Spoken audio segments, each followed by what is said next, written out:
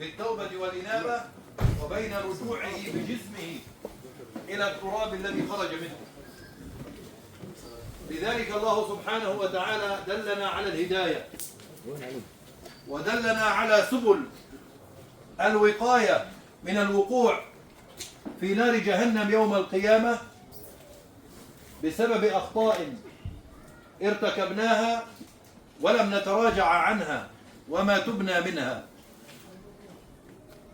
وأيضا يحذرنا في الدنيا من الوقوع في هذه الأشياء كما قال سبحانه وتعالى: زين للناس حب الشهوات من النساء والبنين والقناطير المقنطرة من الذهب والفضة والخيل المسومة والأنعام والحرث ذلك متاع الحياة الدنيا والله عنده حسن المآب.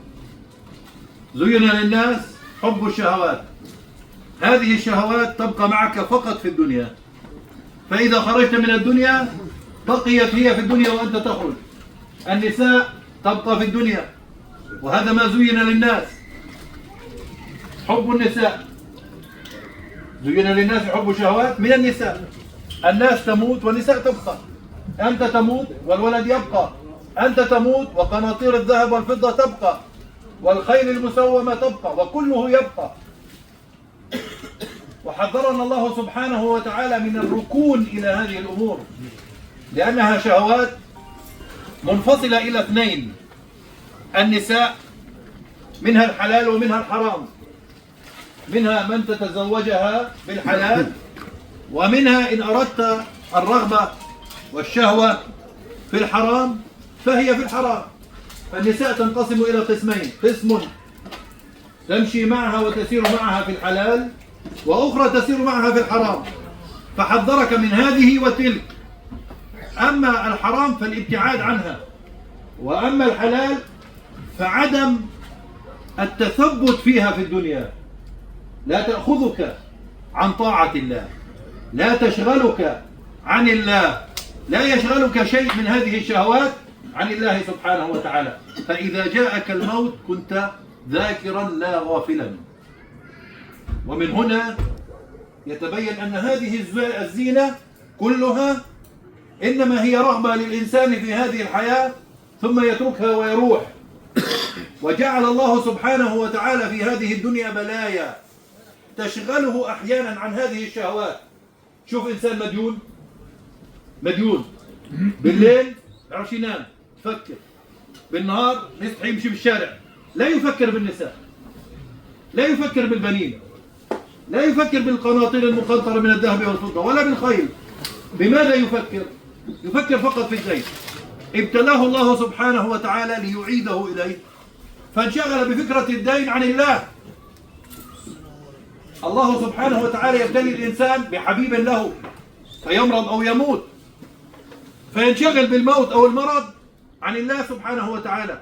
إنما أراد الله سبحانه وتعالى بهذا الابتلاء أن نرجع إلى الله، لأن هذه الدنيا كما وصفها النبي، يا من تصلي على النبي، قال: الدنيا سجن المؤمن وجنة الكافر.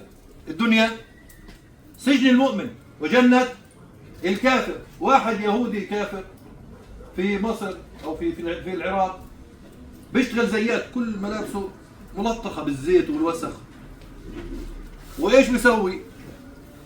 بيوقف قافلة فيها مين؟ ابن حجر. بيقول له: يعني أنت يا ابن حجر قاضي القضاة، راكب أحسن أنواع الخيول ولابس أجود أنواع اللباس ومعك الخدم والحشم، ألست شيخ الإسلام؟ قال: بلى. أليس محمد نبيكم؟ قال: نعم. قال: كيف يقول الدنيا سجن المؤمن وجنة الكافر وأنت ترى حالي وحالك؟ أنت تعيش في رغد الحياة وأنا أكابد الحياة. كيف تكون حياتك أنت سجن وحياتي أنا جنة؟ قال: لو نظرت وتمعنت في كلام رسول الله لجاءك المعنى الصحيح.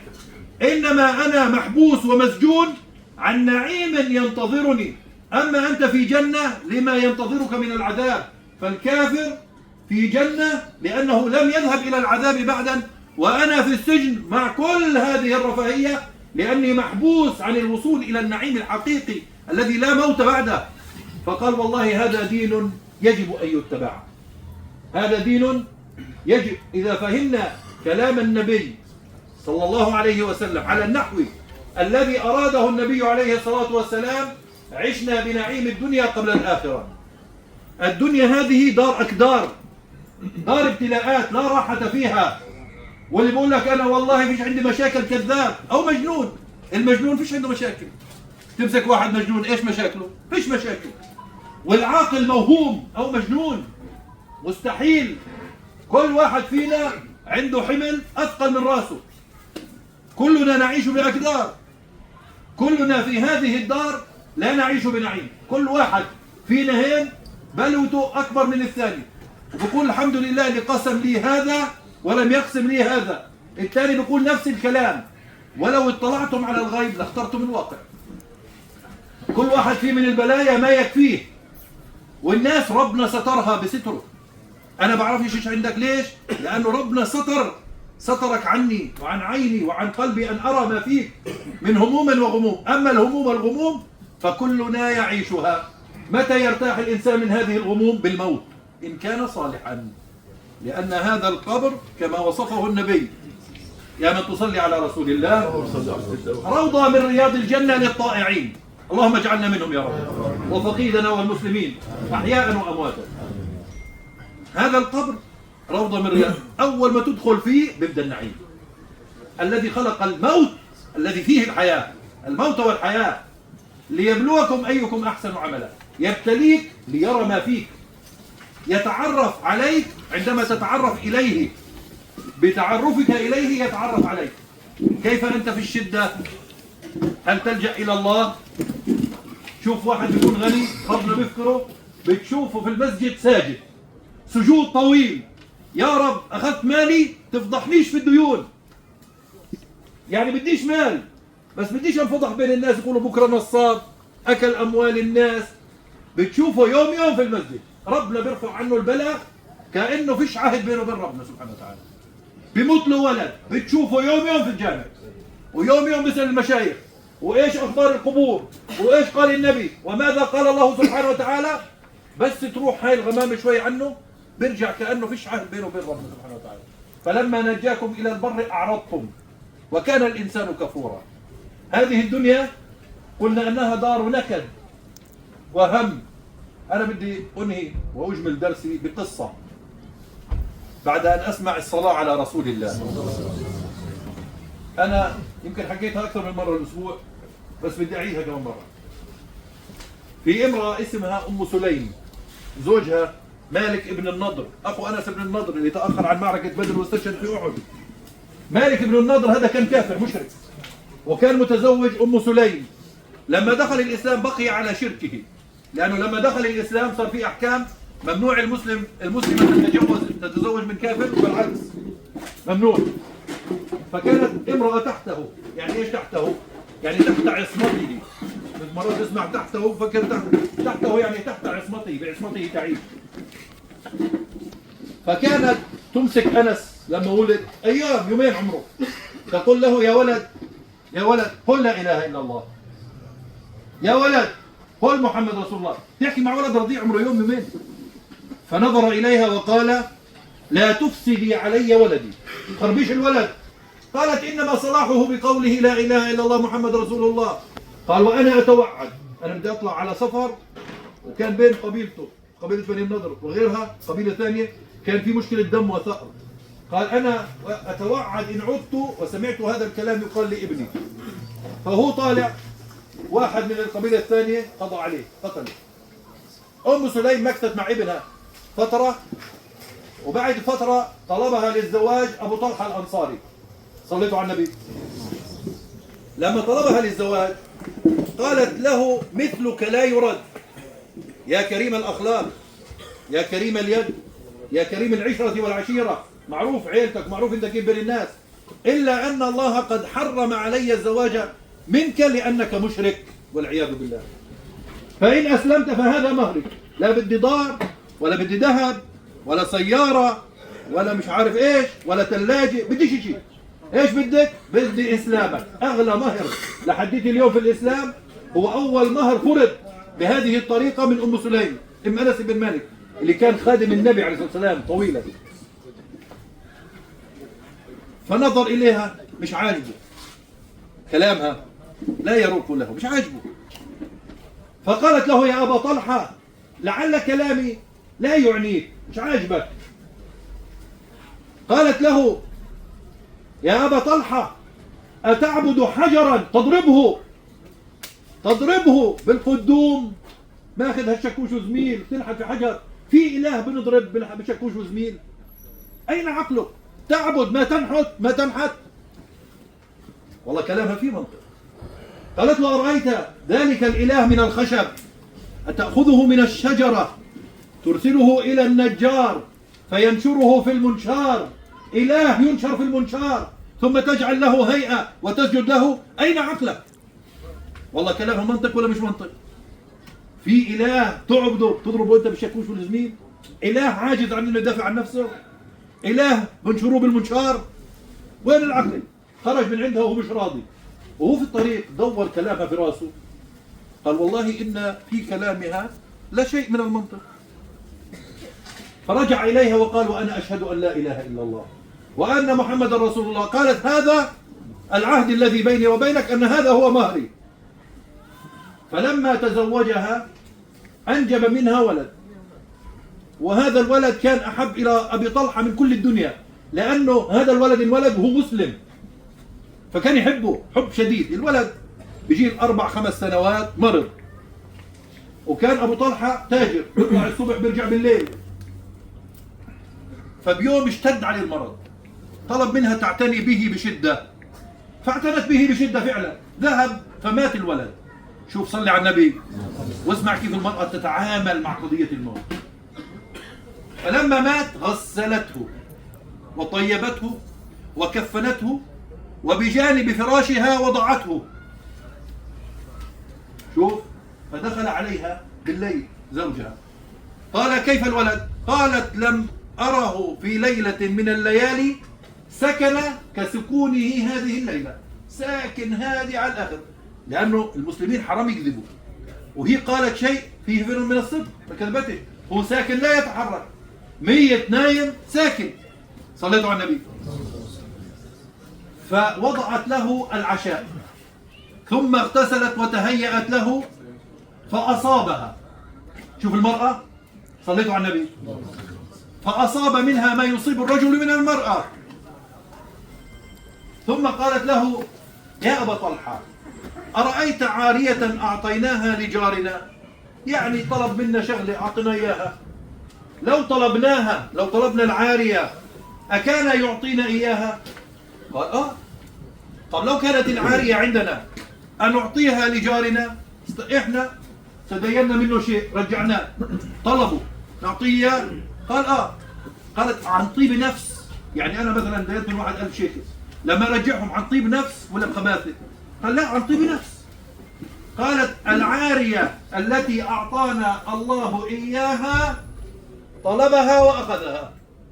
راح الولد فنام ليلته، ثم ذهب في الصباح الباكر إلى رسول الله صلى الله عليه وسلم يشكو إليه يا رسول الله اسمع ماذا فعلت هذه المرأة. فقال إن الله بارك ليلتكما. هذه المرأة التي ترضى. شوف الكدر، شفت تعكير الجو، واحدة ابن همية أين تذهب؟ لا تتعامل مع الأشياء، تتعامل مع الله سبحانه وتعالى. في هذه الليلة حملت. كان النبي يتابع حملها الوحيدة في تاريخ الإسلام في زمن النبي عليه الصلاة والسلام اللي النبي بيضل متابع قضية الحمل هي. فلما ولدت جاءت به إلى النبي عليه الصلاة والسلام فسماه عبد الله. قال هذا عبد الله هذا أنجب 10 أولاد. انت بس ارضى بقضاء الله، قل إن لله وإنا إليه راجعون، وشوف الخيرات اللي بتيجي عليك لما تصلي على النبي. عبد الله أنجب 10 أولاد، كلهم علماء مفسرون حفظ لكتاب الله وعلماء في الحديث. واحد منهم إسماعيل هو إمام، يعني معلم مدرس للإمام مالك بن أنس إمام دار الهجرة اللي كان إمام في المدينة المنورة. واحد من العشرة. كيف تلقت خبر الوفاة؟ بالرضا والتسليم. هذه الدنيا كلها هيك، احنا كلنا عايشين هذه الأحوال، كلنا عايشين بها. واحد أمه عزيزة عليه كثير فجأة مات. واحد بيحب أبوه كثير بيحب أبوه، عايش مع أبوه. أنا بعرف واحد عايش مع أبوه بكل حياته، كل حياته عايش مع أبوه. لما مات أبوه شعر إنه كل الدنيا ماتت من كثر حبه لأبوه. هذا عايش في ابتلاء. هل يسلم ويرضى؟ هو هاري. طب والقدور التي نعيشها لابد من الرضا بها ولا بد فيها من التسليم بأمر الله سبحانه وتعالى. وهذه القدورة أصابت كل الناس. في واحد منا مش عايش بهموم، في واحد مش عايش بهموم. المجنون يعقل. هذه المرأة سلمت أمرها لله وعوضها الله سبحانه وتعالى بولد، أنجب 10 أولاد كلهم علماء وحفظ بكتاب الله سبحانه وتعالى. هذا إسماعيل واحد من أولادها كان إماما وكان مدرسا، درس على يده الإمام مالك وكثير من العلماء، خرج على يده كثير من العلماء.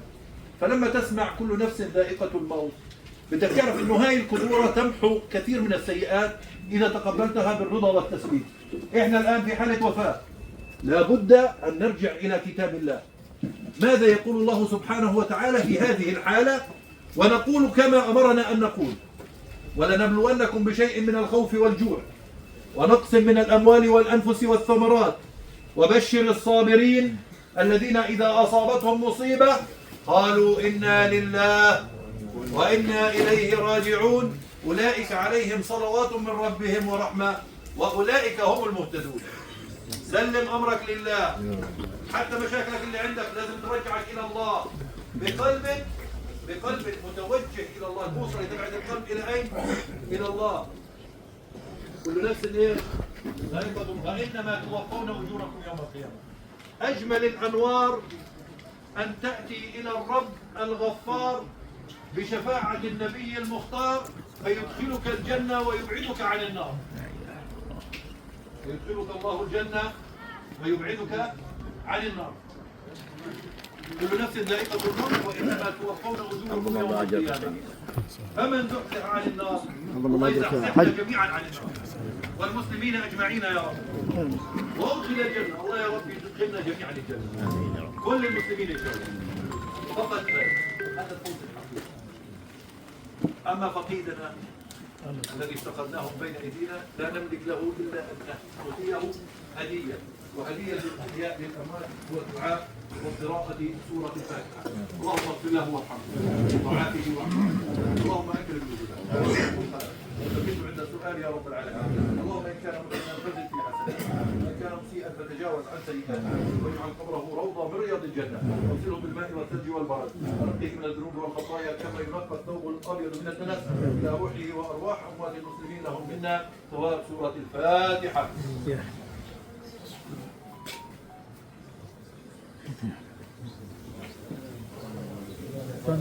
بارك الله فيك شيخ.